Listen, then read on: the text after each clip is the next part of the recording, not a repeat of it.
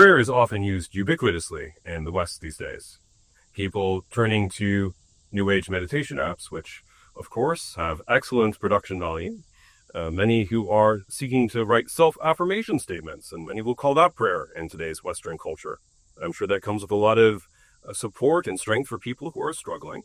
And, of course, there are many in our world today who will call prayer even having a good thought pop into their consciousness. And perhaps it is very edifying for them and lifts them up.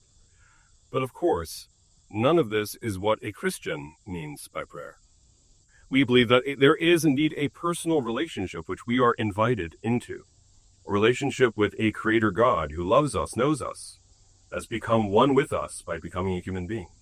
We believe that in that relationship there is a solemn covenant that has been formed between us and God, a covenant that we cannot possibly keep by our own merits or efforts alone, only by God's favor or grace, but at the same time calling for real responsibility.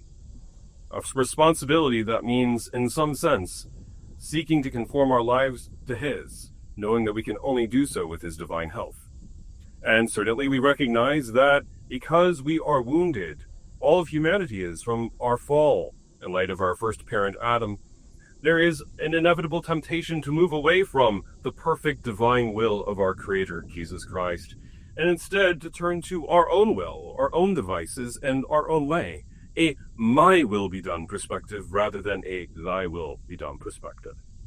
This means that prayer often, before we reach the serenity of union with our Lord, can often feel like a battle, fighting off the vultures of distraction and the idols that are produced by our society and by our own fallenness.